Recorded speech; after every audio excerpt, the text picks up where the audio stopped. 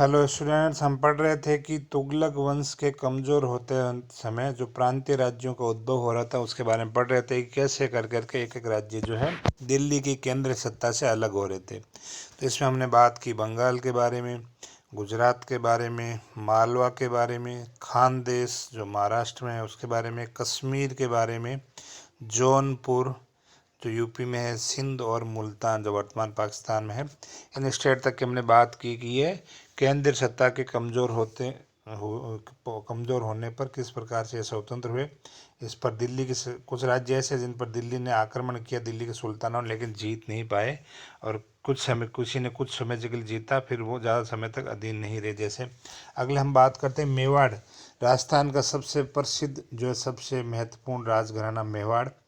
तो हमने बात की थी कि अलाउद्दीन खिलजी जो जिसने 1303 में चित्तौड़ पे आक्रमण करके जो है राजा रतन सिंह को हरा करके जो इस पर अधिकार किया था, लेकिन ये ज़्यादा देर तक जो है मेवाड़ पर अधिकार नहीं रख सका। तो अलाउद्दीन की मृत्यु के बाद गुहिल वंशी, मेवाड़ का जो वंश है सिसोदिया वंश, गुहिल वंश एक ही है, एक ही वंश है, उसी का ही नाम है। तो गुहिल वंशी राणा हमीर ने, पहले रावल रतन सिंह थे, अब ये राणा परिवार एक ही है, शाखाएं अलग अलग है। तो राणा हमीर ने चित्तौड़ पर अधिकार कर लिया। मेवाड़ मतलब पहले जो मालदेव जिसको सौंपा था, कानड़ देव के रिश्तेदार था, उसको अलाउद्दीन ने सौंपा। लेकिन अब जो इसकी अलाउद्दीन की मौत के बाद जो रावल रतन सिंह के परिवार का है राणा हमीर, उसने जो चित्तौड़ पर अधिकार कर लिया। मेवाड़ के शासकों में महाराणा कुंभा जो है सर्वाधिक प्रतापी शासक हुआ था। 1468 ईस्वी में उसी के पुत्र उदा ने उसकी हत्या कर दी। राणा कुंभा के बेटे ने हत्या कर दी थी कुंभा की। मेवाड़ के सरदारों ने फिर उदा को शासक स्वीकार नहीं करके उसके छोटे भाई रायमल को सिंहासन में बिठाया, जिससे 1509 मतलब 1509 ईस्वी तक जो है रायमल ने जो शासन किया। उसकी मृत्यु के बाद इसका तीसरे नंबर पर जो बेटा था राणा सांगा या संग्राम सिंह, उसने वो जो है मेवाड़ के शासक बने। वो भी बहुत योग्य शासक थे। बाबर ने भी दिल्ली के सुल्तान इब्राहिम लोदी के विरुद्ध राणा सांगा से सहायता मांगी थी, और इसी घटना को लेकर दोनों के मध्य खानवा का युद्ध हुआ था। हम आगे पढ़ेंगे इस चीज़, खानवा के युद्ध को, इब्राहिम लोदी वाले युद्ध को डिटेल से पढ़ेंगे। तो ये बात की कि मेवाड़ के तीन प्रमुख महाराणा, महाराणा कुंभा, महाराणा सांगा और महाराणा प्रताप है ना, ये मेवाड़ के। तो ये मेवाड़ वंश जो है लगभग स्वतंत्र रहा था, थोड़े समय के लिए दिल्ली सत्ता के नियंत्रण में आया, बाकी ये स्वतंत्र था। अगला स्टेट की बात करते हैं मारवाड़ यानी जोधपुर की। तो यहाँ राठौड़ राजपूतों का शासन था। राठौड़ों से पहले यहाँ प्रतिहारों का शासन था, है ना। तो प्रतिहारों, ये चामुंडा माता का जो मंदिर है, प्रतिहारों की कुल देवी है चामुंडा माता। तो ये मारवाड़ जो है ये राठौड़ों के नागणेश माता कुल देवी है, और प्रतिहारों के चामुंडा माता। तो किले में जो चामुंडा माता का मंदिर बना हुआ है, अंदर नागणेश माता का भी बना हुआ है। तो ये राठौड़ राजपूतों का शासन था। 1400 प्रतिहारों ने जो है, प्रतिहारों की राजकुमारी से राठौड़ों के राजा ने शादी की थी, तो उनको दहेज में मंडोर मिला था। तो इन्हीं ने इस प्रकार फिर राठौड़ों का इस मारवाड़ पे जो है शासन शुरू हुआ था। पहले ये प्रतिहारों के अधीन था।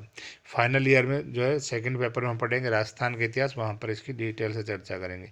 1453 ईस्वी के आसपास राव जोधा ने अपने पैतृक राज्य से मेवाड़ की सेना ने इस पर अधिकार रखा था, तो उसको खदेड़ने और उस पर अपना अधिकार जमाने में सफल रहे, यानी जो है मंडोर पर जो है अधिकार कर लिया, फिर जोधपुर बसा है ना।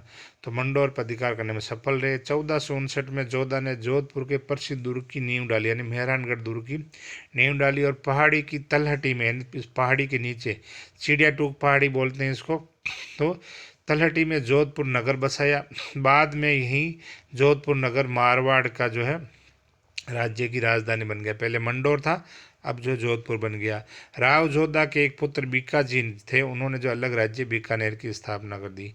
खानवा युद्ध के समय यहाँ के शासक राव गांगा ने, खानवा का जब युद्ध हुआ राणा सांगा और बाबर के बीच में 1527 ईस्वी में, तो यहाँ पर जो यहाँ का शासक थे राव गांगा, जो कि मालदेव के पिता थे, तो गांगा ने अपने बेटे मालदेव को जो है इस युद्ध में जोधपुर की ओर से 5000 की सेना देकर के भेजा था। युद्ध में सांगा के सपोर्ट में, सेना सहित सांगा की सहायता के लिए भेजा था।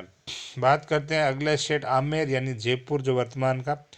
तो आमेर का जो वंश है वह कछवा राजपूतों का वंश है।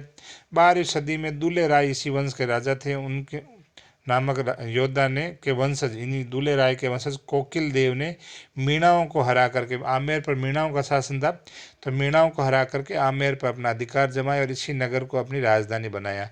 12वीं सदी में ये चौहानों के सामंत थे, यानी जो कछवा है जो ये चौहानों के सामंत थे, उनके मंत्री थे, उनके दरबार में सेना नायक थे। खानवा युद्ध में यहाँ के राजकुमार पृथ्वीराज ने सांगा की ओर से भाग लिया था। ये परीक्षा में 2-2 नंबर पूछे जाते हैं कि खानवा युद्ध में जो है जोधपुर की ओर से किसने भाग लिया, तो हमने अभी पढ़ा मालदेव ने भाग लिया। आमेर की ओर से किसने भाग लिया, तो पृथ्वीराज ने भाग लिया। ऐसे 2-2 नंबर के क्वेश्चन पूछे जाते हैं। 11वां राज्य आता उड़ीसा। तो उड़ीसा एक विशाल हिंदू राज्य था। पहला शक्तिशाली शासक अनंत वर्मन जो 1076 से 1148 ईस्वी तक यहाँ का शासक हुआ, यानी 72 साल तक इसने जो है शासन किया। बहुत लंबे पीरियड तक जो है ये राजा रहा। अब इसके बारे में एक और इम्पोर्टेंट बात आती है, इसी ने पुरी के प्रसिद्ध जगन्नाथ मंदिर का निर्माण किया। पुरी में जो जगन्नाथ यात्रा निकलती है, रथ यात्रा, उस मंदिर का निर्माण अनंत वर्मन ने कराया। 2 नंबर पूछ सकते हैं। उसका उत्तराधिकारी जो है नरसिंह फर्स्ट हुआ, जिसने 1238 से 64 ईस्वी तक जो है ये भी एक जो है पराक्रमी शासक हुआ था, ये शासक रहा। परंतु उसके बाद उसके वंश का पतन शुरू हो गया और 1434 ईस्वी के आसपास कपिलेंद्र ने एक नए राजवंश की स्थापना की, जिसने लगभग 1 शताब्दी तक जो है उड़ीसा पर शासन किया। ये वंश चला। इसने बेहमनी और विजयनगर के आक्रमणों से अपने राज्य की जो है रक्षा की थी। बेहमनी और विजयनगर साम्राज्य की हम पहले चर्चा कर चुके हैं, आगे और आएगा। तो ये वंश इससे अपनी जो रक्षा की। 1407 ईस्वी में पुरुषोत्तम उड़ीसा के शासक बना। 1497 ईस्वी में प्रताप रुद्र देव यहाँ का शासक बना, प्रताप रुद्र, और जिसने 1540 ईस्वी तक शासन किया। तो ये प्रताप रुद्र जो है चैतन्य महाप्रभु संत, भारत के महान संतों में चैतन्य महाप्रभु का नाम आता है। तो चैतन्य महाप्रभु का शिष्य बन गया, यानी जो है ये मतलब धार्मिक जीवन की ओर आ गया। राजा है लेकिन धार्मिक जीवन की ओर झुक गया, जिसकी वजह से ये राज्य की सुरक्षा की ओर पर्याप्त ध्यान नहीं दे पाया और राज्य कमज़ोर होता गया। यानी राजा जो है प्रताप रुद्र, ये जो है धार्मिक जीवन में आने की वजह से, संत के जीवन जीने की वजह से राजकाज में ध्यान नहीं दे रहा, राज्य कमज़ोर हो रहा है। और 1568 में बंगाल के सुल्तान ने उड़ीसा को जीत करके जो है अपने राज्य में मिला लिया। फिर बात करते हैं कामरूप। ये कामरूप वर्तमान में आसाम का एक भाग है और वर्तमान में आसाम का एक डिस्ट्रिक्ट है, उसका नाम ही कामरूप है। तो असम स्टेट का ही एक भाग है कामरूप। ये ब्रह्मपुत्र नदी घाटी का एक महत्वपूर्ण राज्य था। उस युग में इसे कामत राज्य भी कहा जाता था। 15वीं सदी में सेन वंश हुआ था, तो उन्हें इस पर अधिकार कर लिया था। उड़ीसा बंगाल वाले क्षेत्र में सेन वंश ने शासन किया था, तो उसने जो है 15वीं सदी में कामरूप को जीत लिया था। जीत करके अधिकार करके कामतपुर को अपनी राजधानी बनाया था। परंतु 1515 ईस्वी में कूच जाति जो है नॉर्थ ईस्ट स्टेट की जाती है, कूच जाति के विश सिंह ने कामरूप का राजा बन बैठा, यानी वो राजा बन गया। बाद में कामरूप का पश्चिमी भाग जो है मुसलमानों ने हड़प लिया, यानी जो वर्तमान बांग्लादेश की तरफ वाला क्षेत्र, और पूर्वी भाग यानी उधर बर्मा की तरफ वाला भाग जो है वो अरुणाचल की तरफ वाला भाग जो वो अहोमों ने छीन लिया। ये नॉर्थ ईस्ट की जाति है, अहोम जाति, उन्होंने छीन लिया। बात करते हैं आसाम स्टेट की। जो तो 13वीं सदी के आरंभ में अहोमों ने आसाम पर अधिकार कर लिया और 600 वर्षों तक जो आसाम पर शासन किया।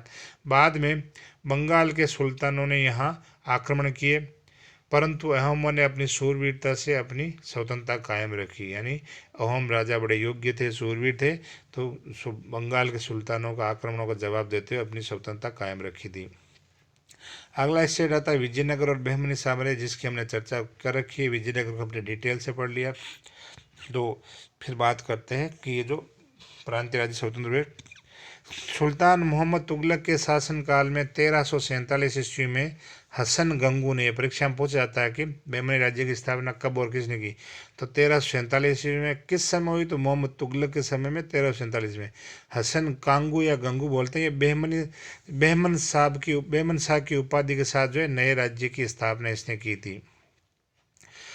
1518 में इस वंश के जो 14 शासक हुए, 1347 में स्थापना की और 1518 ईस्वी तक इसमें 14 राजा हो गए। इस राज्य का विजयनगर के हिंदू राज्य से निरंतर संघर्ष चलता रहा, वो हमने विजयनगर में पढ़ा था, जिससे अंत में यह संपूर्ण राज्य 5 टुकड़ों में बंट गया। 5 राज्य बन गए बहमनी के, बीजापुर, गोलकुंडा, बरार, बीदर और अहमदनगर में विभाजित हो गया। तो ये बहमनी और विजयनगर आपस में लड़ के जो है हिंदू और मुस्लिम, बहमनी मुस्लिम धर्म का प्रतिनिधित्व करता था और विजयनगर हिंदू धर्म का। इन्हीं दोनों की दुश्मनी में ये राज्य दोनों ही बर्बाद हो गए थे। तो अभी हमने पढ़ा कि बहमनी 5 भागों में टूट गया। बाबर के आक्रमण के समय इन राज्यों की अव्यवस्था फैली हुई थी। बाबर ने जब भारत पर आक्रमण किया उस समय यहाँ इन स्टेट के अंदर अव्यवस्था फैली हुई थी। विजयनगर राज्य की स्थापना हमने भी डिटेल से पढ़ लिया। मोहम्मद तुगलक के समय 1336 ईस्वी में हरिहर और बुक्का नामक 2 भाइयों ने की थी। ये राज्य हिंदू धर्म और संस्कृति पर आधारित होने के कारण अपने पड़ोसी मुस्लिम राज्य बहमनी राज्य से निरंतर लड़ता रहा, जिसके फलस्वरूप ये राज्य उत्तर भारत की राजनीति में सक्रिय भाग नहीं ले पाया, क्योंकि जब दक्षिण में ही उलझे रहे युद्ध में तो उत्तर में आने का इनको टाइम ही नहीं मिला। बाबर के आक्रमण के समय इस राज्य में आर्थिक और राजनीतिक और सामाजिक स्थिति काफ़ी अच्छी थी और कृष्णदेव राय इस समय शासक था ना, बाबर जब आया था। और बाबर ने यह कहा था अपने किताब बाबरनामा में, भारत का सबसे पावरफुल हिंदू राजा कृष्णदेव राय है। उसने सांगा का नहीं कहा, क्योंकि सांगा तो उसका कट्टर शत्रु था। निष्कर्ष है, इस प्रकार मोहम्मद तुगलक के शासनकाल में जो प्रांतीय राज्यों के उद्भव होना शुरू हुआ था, जो सिलसिला शुरू हुआ, वे केंद्रीय शक्ति के पतन के साथ साथ तेजी से जो पतन बढ़ता गया। इन स्टेट केंद्रीय सत्ता का स्टेट नए नए बनते गए, तेजी से जो ये बनते गए और 16वीं सदी तक देश अनेक छोटे बड़े राज्यों के अस्तित्व, मतलब देश में अनेक छोटे बड़े राज्य अस्तित्व में आ चुके थे। अब इनको वापस इकट्ठा कौन करना शुरू करता है? अकबर। अकबर के बाद में फिर जहांगीर, शाहजहाँ, औरंगजेब जिसने दक्षिण को जीत लिया था, तो ये है ना। तो बाद में अंग्रेजों ने और फिर आज़ादी के बाद भारत का एकीकरण ना, तो छोटे बड़े राज्य अस्तित्व में आ चुके थे। दिल्ली सल्तनत भी अब भी अन्य राज्यों के समकक्ष आ गई थी, यानी बाकी जो स्टेट है वैसे ही दिल्ली एक स्टेट ही रह गया था, बाकी इसका कोई ज़्यादा महत्व नहीं रहा था। तो ये हमने बात की प्रांतीय राज्यों के उद्भव की। नेक्स्ट हमारा जो है 3rd यूनिट आएगी, हम 3rd यूनिट शुरू करेंगे और 3rd यूनिट में हमारा पहला टॉपिक बाबर पर ही होगा, तो उसको हम अगली क्लास में लेंगे।